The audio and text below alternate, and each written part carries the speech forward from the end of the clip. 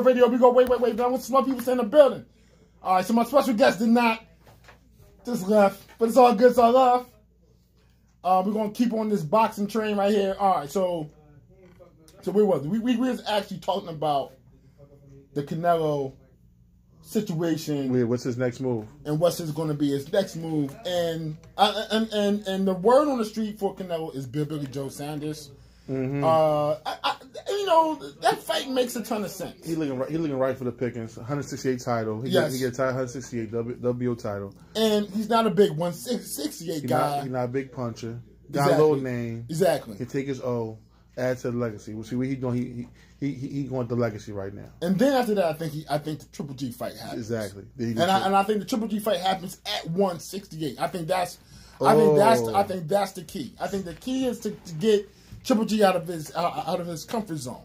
So, I mean, it makes sense for Canelo to get a real belt. Then make Triple G go up and go up the 8 pounds and knock his Canelo. ass out. And if you peep, the strategy after the second Triple G fight, he hasn't even fought at 160 but once. Yeah, against Jacobs, you're right. Right, you know what I'm saying? So he's only fought at 160 once, and it's been pretty much to say, you know what? Like, if I fight this guy, everything is going to be on my everything is going to be on my terms. I'm going to see how bad Triple G wants to fight me. Well, he's going to take it at 168. Triple G, that's what he's going to do. No. I know Triple G would take that fight at 168, but how much is he willing to give up? Now, the cool thing about this fight here, between the potential third fight between Triple G and Canelo, is that because they both are on the zone, their purses are already pretty much set. Yeah, it's about Canelo will fight when he want to fight. It's like when he wants to fight him. Exactly. So he's being smart. Exactly. So it's just, and Canelo is playing the Floyd game in terms of you making guys wait, beat the body down. He had to take that tough fight against Derevchenko. Now he's going to make Triple G fight. Well, Triple G's next fight is going to be more of a softer touch. Samaraj or something like that. Yes, a softer touch. Guy got 5 knockouts. Exactly. He fought. I think he fought on the Triple G undercard when Triple G fought Derevchenko. I forgot who he fought, but he fought undercard. I mean, I guess I've ever seen him fight Charlo Andre in unification, but we know Triple G ain't gonna do that. I mean, that makes the most sense to me. I mean, Triple G pretty much said that he wanted all the belts. All right, that was his goal was to be undisputed middleweight champion, and that went from fighting Canelo to having an obsession with beating Canelo. Obsession is upset. Like as other undefeated champions out there, you could mark your own legacy. Exactly. Go take them. Go beat Charlo. Go beat Andre. Now you got 3 belts again. And you force Canelo to fight you now because I have all the other belts. And then make the public, and they're gonna make the public demand. It would make Alvarez appear to be a ducker. It would make it would clearly give him the perception of and his Mexican and one thing about Alvarez is that people people do understand that he does have a ton of pride. Unlike Cesar Chavez, who again embarrassed himself. Yeah, but he just, I think you gotta, Triple G don't want to, like, I don't want to say earn the fight, but you gotta do your own path. And if he got how about that? If he'd beat Charlo and beat Andre and had 3 belts, people would be like, "Yo, you ducking him? Give him the smoke." But people are like, "Oh, maybe you should fight him." So he ain't doing nothing real crazy to demand the fight. Right. He ain't knocking no gangsters out. I mean, beat Steve Rolls. Come on, bro. All right, so last week, I don't think we talked about this on air yet. We haven't really dug in the Tank all that much yet. Oh yeah, Tank versus Gamboa. So the Gamboa and Tank fight is interesting because Gamboa is not really what he once was, and he had an injury, an official injury. Like in the second round, yeah. Tank, prior to the fight, did not make weight, and he was moving up in weight for the first time. So that's also not a great sign for him. Like, how did you see Tank in this last fight, and do you think he can really bang with all the studs at lightweight? I think Tank, if he focused and he in that gym, he could beat anybody. You know what I mean? Right. I just feel like he and see what he didn't do against Gamboa. He didn't put his shots together. He wasn't throwing 2, 3, 4 shots. He was trying to get that. See, he was trying to get that one punch knockout, and the uppercut. He was doing a lot of uppercuts, right? And like he's seen Gamboa been down a lot of times in his career. He's been out before against. I mean, so he's saying that, well, I'm gonna knock him out. I got power. He fell in love with his power. I'm moving up. I'm gonna knock him out. Gamboa moving up, and he ain't knock him out. And once you keep telling him, I'm gonna knock you, I'm gonna knock you out. Fighters got pride. Gamboa, Olympian.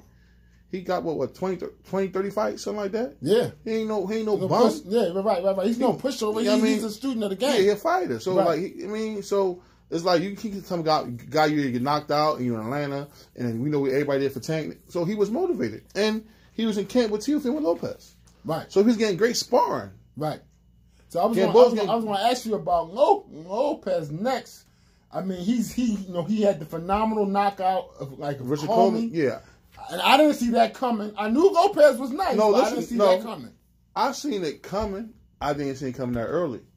Because I know Richard Coleman. We know Richard Coleman. When he gets you hurt, he hops on you. See, I didn't think it was going to be from a straight shot from Lopez, like a shot, like the hook or the uppercut. I thought it was going to be from like that's Comey catching Lopez and him getting reckless and him getting caught back. Because Comey, that's how Robert Easter caught him. Right. And how he got back in the fight.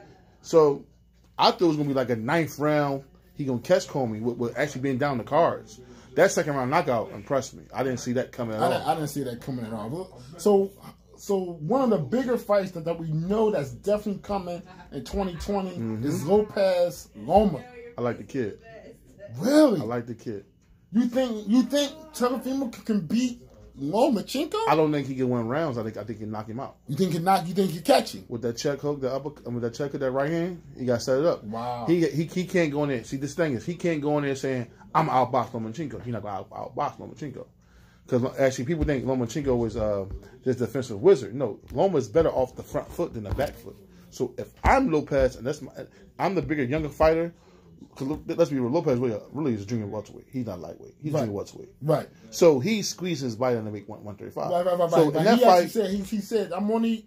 That's why he wants to fight Loma now. I only got one more fight in me. Exactly. So I'm gonna squeeze my body down to get this weight, and I'm gonna walk his ass down. He got to make Lomachenko. It's gonna be he need flashback the Salido fight. He need to get walked down, put pressure on that kid. He got to do what Keith Thurman was supposed to do to Manny Pacquiao. Right. I'm gonna beat the old man up. Right. Beat him down. Like no, it ain't your time. See, once about a great fighter, once you let a great fighter get in the groove, it's over. Right, true. You can't let me get in the groove. Ali get in the groove early. You ain't gonna win. You gotta make it uncomfortable for him from round 1. You go to him, then maybe when you get a little tired, and not tired, well, relax. Set your check hook. Teofimo got a good check hook, good uppercut, right hand. Set it up. But right. He got a pressure on the old man. He could beat him, but then Loma can beat Lomachenko. But all right. So you honestly believe that Tank can actually compete with the Lopez? Yeah, he beat anybody. The Haney's of the world. He got put his hands. He got put shots together. He fell in love with his power. Kind of like how Charlo did at 154. Charlo he fell in love with his power. It's hard to knock a guy out on the top level of boxing with one punch. It's few one punch knockout hitters in the history of the game. Now you can set up with one punch, but it's one clean shot, knock him out. Right. Come on, man. All right. My last question to you before the night is out. The decade is up. We into 2020.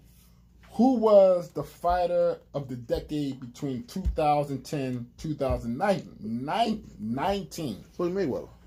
And you know what? You know how I feel about Floyd, but I got to give Floyd his credit. Like, he definitely was. Like, he just changed, just in terms of how he changed the way you perceive boxing and how fighters maneuver through the business now over the last 10 years. But I'm just talking in-ring. I'm talking in-ring. In-ring. Because he beat Pacquiao. He beat Canelo. He beat Madonna twice. Well, he beat Robert Guerrero. Other guys. Who else he beat? He beat Victor Ortiz. That was his decade, right? Well, I don't know about that, but I know he beat Berto. Yeah, Conor McGregor, I guess. Conor McGregor. I mean, the two big ones are Pacquiao and Canelo. We have Pat Canelo. We get Madonna twice. Robert Guerrero. I mean, is Madonna really? Yeah, Madonna, he was a champion. Unification. You can't downplay it. Unification. Yeah, okay. He took Madonna belt. Madonna took the belt for Broner. He took from Broner, right. So, I mean, I'm giving that. And they were two good quality fights. Yeah. Hold on. He came home from jail. He beat Robert Guerrero. Then he went right to Madonna, did for Madonna twice. Because he had a 6-fight deal. Right. It was Guerrero, Madonna twice. Pacquiao. Berto. And McGregor. No, McGregor wasn't part of the 6 McGregor, they weren't part of the 6-fight deal? So let's get it. Because remember, Cotto was before he went to jail. Cotto was right. before he went to jail. Right, it was right before, like he did the fight right before the. Yeah, that was that in June. That was a May fight, right? Huh? Yeah, that was an HBO fight actually. Yeah, that was an HBO fight. But yeah, I think Floyd and if I go second, he had Guerrero. Right after Guerrero was Canelo. Oh, yeah. It was Canelo. So then he went Guerrero, Canelo, Madonna, Pacquiao, Berto, McGregor. What year was Guerrero? Guerrero was 2013. Cotto was 2012. Oh yeah, then he definitely fought if he got Cotto in 2012. I mean, if you think about it, Mosley was 2010. Oh, it's easy then. It's not a question. I mean, think about the guys he beat. He beat Mosley, Victor Ortiz, Cotto, Guerrero, Alvarez, Madonna twice, Pacquiao, Berto. Yeah, even close. It's not even close. Yeah, if I could do a 5, it'd be Floyd, Ward gets consideration, Pacquiao, Vlad Klitschko, and Usyk, right? No. The cruiserweight kid. Yeah, but I won't give him a fight another decade. Okay, so what would it be Chocolatito. He'd be top 5. He'd be easy to be top 5, exactly. Canelo in my top 5. Canelo in the top 5. Nah, not yet. I don't know. He may hit like. Especially me, I don't know how long. I mean, the wins was legit. How long the wins was legit. I mean, he had some tight ones in there. I mean, you got the Triple G fight was in there, was tight. The Jacobs fight was in there, was tight. I'm talking about he had a little action in the system. That's what I'm thinking. Okay. You actually think he might have been flaming. He ain't getting my fight a decade. I ain't giving it to him. All right, so Canelo beat Mosley, washed. Lopez, Austin Trout, which everybody thought that was a very, very close fight. He lost to Floyd. He beat Angulo. Okay. The Lara fight was close. The Lara fight was close. He trashed Angulo. James Kirkland. Trash fight. He beat Cotto, but that was. I give him credit for that. Okay, he beat Cotto. He beat Khan, not Khan. Trash, 155. Yeah, that makes sense. Yeah, and then he fought Chavez Jr. Trash. Triple G twice. Okay, give him props for that. Yeah. He lost that first one, though. And then he got Jacobs and Kovalev. Good one. Good ones. Give him props for that. But it's not stronger than Floyd. Not fighting that. It's not. It's strong. I mean, this was. I tell you, this was the decade for Mayweather. Like this is. I mean, Mayweather. He forgot last decade. They get the Pacquiao. Huh? He would have got last decade. They get the Pacquiao. No, I did. I don't know about last decade. I think Pacquiao. Well. It's just Pacquiao was just more riveting in terms of. But that don't mean you better. Don't mean you better. I just think he just gave people more thrills. Like this, an action movie came better than a documentary just because it's more action. The documentary might got more killings than the action movie. It just the documentary is slower. Right. Don't mean it's better. Right. Right. It's all opinion though. Some like wine, some like beer. I mean, listen, we all know for the last 20 years, it's either, I mean, really, my fighter of the last decade was Bernard. Oh, okay, I'll give you that. I thought Bernard was the last fighter between 2000 and 2010. The stuff he did. From 2010 to 2019. But you know, they probably wouldn't give Bernard that one credit for the Taylor losses. He lost to Jermaine twice in that last decade. He won the second one. I think he won the first one. I thought he won the first one too. Oh. I thought he won both of them. Okay. Yeah, I thought he won both. See, here we go. I think I'm with you. I think it'd be Kawasaki too. Listen, I tell people. I saw you tweet that joint. Listen, he dropped Kawasaki in the first round. It was the first or second round. It was a straight round hand. First round hand. Right, straight and then Kawasaki started dancing, pity-patting, punching, and Bernard was landing the real hard punches. And what they say, clean, effective punches, ring general shit, not pat. Yeah, you know what I'm saying? So like that, you can say Shane Mosley, Wiki right? Because he all of the glove, he threw punches. Exactly. They ain't land, but he threw them. Margarito was threw a million punches. Don't mean it was landing against people. Right. You know what I'm saying? Against Paul Williams. He threw 100 million punches against Paul Williams. Oh, those dudes threw like 1,200 punches. That's a great fight, too. Oh, awesome fight. But that was in the last... That last decade. Yeah, that was the last decade. Yeah. I mean, Paul Williams at one time was my favorite fighter. I love Paul Williams. Yeah, I was he got knocked out by Martinez. Huh? I was he got knocked out by Martinez. You was at the fight? Yeah, it was sad. Anyway, you heard a boom. Second round, John. Yeah, Sergio Martinez. He was a good fighter too. Sergio was a great fighter. That's the fight I want to see Floyd fight. I always wanted to see him fight. Oh, he won't take that fight. Huh? He won't take that fight. No. He would never. I wanted, but see, I'm mad that Cotto got Martinez late.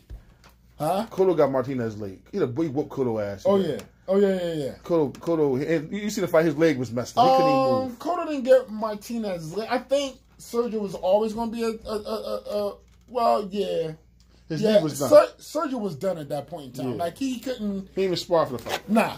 And it was just a check. Mm-hmm. At that time, he knew. Cash out. His knee was done. His knee was done. At that Chavez fight. Yeah. Yo, man. Always appreciate you, man. Indeed. Like I said, man. Yo, if you listen, give everybody your information about all your stuff. Listen, man. Like I said, check me out, y'all. Mr. T.Y. Keep 100 Boxing, man. Check me on YouTube. Keep it 100. Keep it 100. All one word. Keep 100 Boxing, man. Check me out on.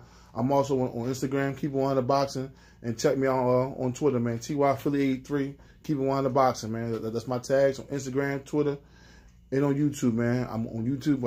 I bring you the straight talk heat, man. I ain't fluffing nothing, man. No fluff. Straight boxing talk. Real hardcore boxing fans. Hey, yo, Troop, we did it again. We did it. That's the Princeman Podcast, Glocawear Radio. We go wait. Man, what's my people stay in the building? I want to give my man Ty another shout out. Thanks again. AJ, where you at? I got 2 things to say. Hey, yo, Fox, executive producer, give my man Fox a shout out. I got 2 things to say. You better hustle hard or hustle your ass home. This is the Princeman Podcast, Glocawear Radio. We go way beyond whistle. This is Fly Sports Talk, not Dry Sports Talk. You heard? See you next week.